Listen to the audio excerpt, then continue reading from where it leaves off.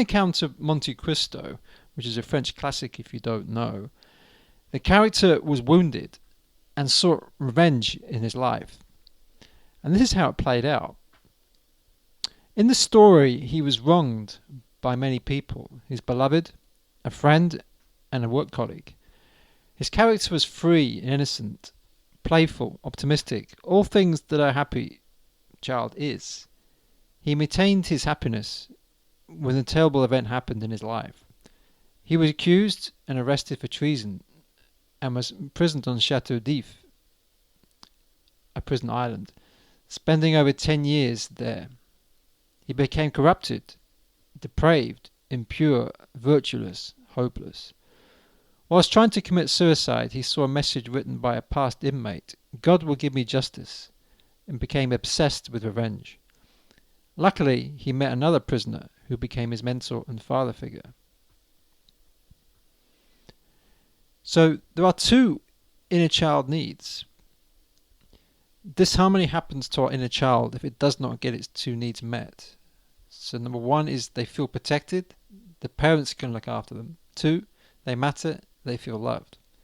So in this story, his mentor met these needs for him. And even though he was still living in horrendous conditions, he had new hope for the future and waited for the time he could be free to use the skills and knowledge his mentor was teaching him to get revenge. When he finally escaped, this quote about justice he had read led him to believe he was God that has to give justice to this people. This nearly destroyed him. It is okay to have emotions, but we must experience them fully and let them out, something that children are often not allowed to do. And I recommend, if you want to know what happened, really get the book. And the audio book is particularly good. Now, to heal our inner child, according to John Bradshaw in his book Homecoming, the ego is created by the disharmony of the inner child. And to be able to bring it back to harmony, there are 6 steps. And these steps are 1, trust; 2, validation; 3, shock and anger; 4, sadness; 5, remorse; and 6, loneliness. I've done a few times a meditation called Sun Pop, and I listened to it quite recently. And what this meditation does is takes us on a journey into our inner world, and it helps you to go deep and give love to our inner child that it craved when it was young, but it just did not receive it. So what it does, it takes, in the first part of the meditation, there's a countdown from 20 down to 1, and this just takes you down into theta, maybe delta brainwave states, which is where the work is carried out to make any shifts. So then there's a spiraling journey up to the spiritual sun, and then you're just like floating around, and no cares, no worries, just really present and not in this world of all the conditioning and all the stress. So you come back down from that world, and you walk along a path, and then you see a Colosseum, and then you see these big doors, and they open up wide, and you walk in as a gladiator, and you see like thousands of people just with adulation, just cheering and just so happy to see you, and just because you're such a hero. So at this point, feeling really, really good, 4 children walk into the arena. Now, each of the 4 children is one of the archetypes of our inner child, and there are 4 main archetypes, according to Nick Good, who was the producer of this meditation.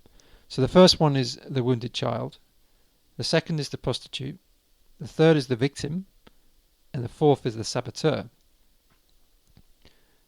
They all create low vibrations in our psyche, the cause of all misery and negativity. So how this meditation helps these 6 stages that are mentioned in the book I said, John Bradshaw and Homecoming. So the first step I mentioned was trust, and as a gladiator, receiving that adulation,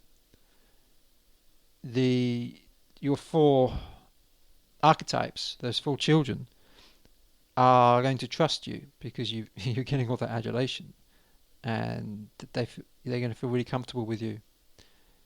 So the second step is the validation, and there's a mantra called Ho'oponopono, which I'll link to in the description, so you can check out what it is. And it's a mantra that was used to heal mentally ill patients in a ward in Hawaii, and this was what the doctor who's running that clinic said to, not actually directly to them, but just looking at their photos and reading about them, and then just saying a mantra, which is, "I'm sorry, please forgive me, I love you, thank you." And you can check out the link, and also you can find out more about how it works and why it works.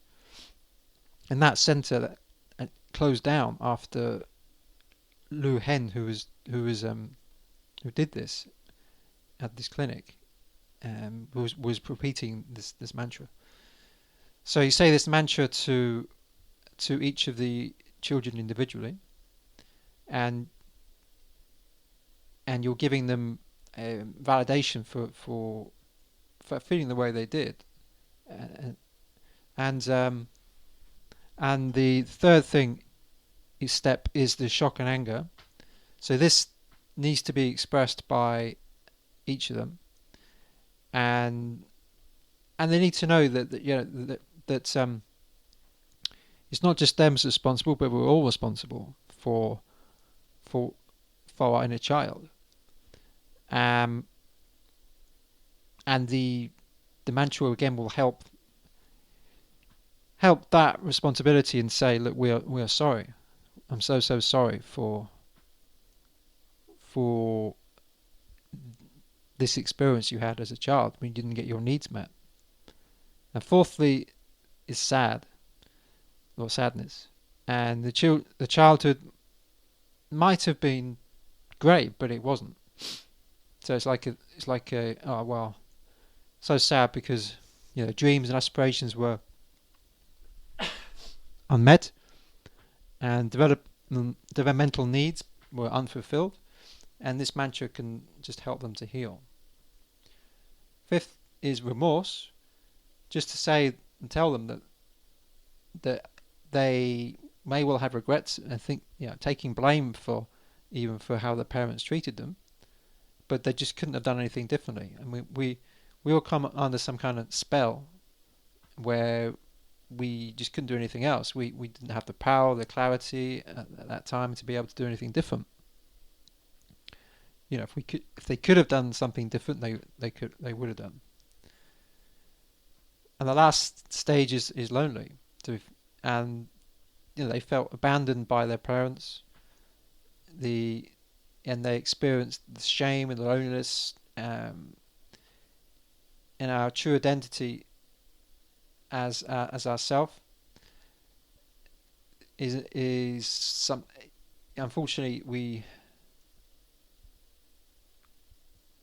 if we able to experience this loneliness fully, then we're going to be motivated to seek out our true identity as the self, and then this enables us to be truly playful and pure and free, and then our awareness is revealed to us.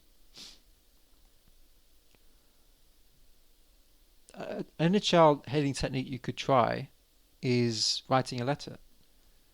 So, for example, in the letter you could write it as an adult to the child, just explaining things that they perhaps wouldn't understand because they were a child. So things like, why did they get bullied? What are the hidden benefits from being bullied? Perhaps it's they had to build up strength of mind and body, and it will just help them to soothe the burdensome pain they've had for all this time. You can ask questions like, "What do you need from me? And how do you feel? How can I support you?" So a good inner child book you could read is it's Homecoming by John Bradshaw. I can give a link in the description. So the author writes that we need to come home to our inner child if we want to be present, free, playful, and truly spiritual. So when we lose touch with our inner child, that's when the ego is created, and we have disharmony. We then create a new identity as we're not getting our needs met, and as our true identity, as the self. So what happens then is that there's a root cause of all our negativity and suffering, because we created this new identity, and it's not making us happy, because it's based on disharmony. And what we need to do is come back to our spiritual real self, our inner child. And this book is great for, I think, for therapists or even life coaches, because it gives a six-stage process to help clients come back home, their spiritual real self. So a couple of inner child healing courses I could recommend. There's a fully accredited Heal Your Inner Child diploma course on Udemy, and this is it's a very convenient way to do a course. It's online learning. It's aimed at those who wish to explore and heal significant events in their childhood. Another one is Heal the Inner Child, and this again is on Udemy, aimed at those who wish to explore and heal significant events in their childhoods. So some affirmations you can try. All is well. The present is great and the future is bright. Another one. Life is full of joy. I realize the past and live only in the present. My wounds are now healed. I look forward to a rich and fulfilling life. Today is the best day of my life, and every day is a new today. I am the center of my universe. Everybody loves and appreciates me, and I reciprocate. Some inner child healing quotes. I believe that this neglected, wounded inner child of the past is the major source of human misery. John Bradshaw. We nurture our creativity when we release our inner child. Let it run and roam free. It will take you on a brighter journey. Serena Hartwell. Many of us are guilty of not taking enough time to dial into our inner child's voice. Kim Ha Campbell. By connecting your inner child to your internal being, you bring out the hero in you that is inside all of us. Kim Ha Campbell again. I'm animated by my joyful life. I let my inner child feel loved and experience joy every day. Amy Lee McNee. And if you write it in your journal, so here's some prompts to help you when you're talking about your inner child. So you can start healing your inner child, like question 1. What currently is your inner child feeling? What were you deprived and had a lack of when you were a child? 3. Is your inner child fearful of anything? 4. How is this impacting your life currently? 5. What can you do to give love and care to your inner child?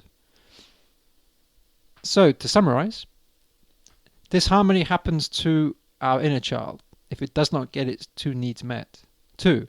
It is okay to have emotions, but we must allow ourselves to experience them fully to process them. 3. Parents need to allow them to experience fully their emotions. 4. Sit daily with these inner child emotions to release them.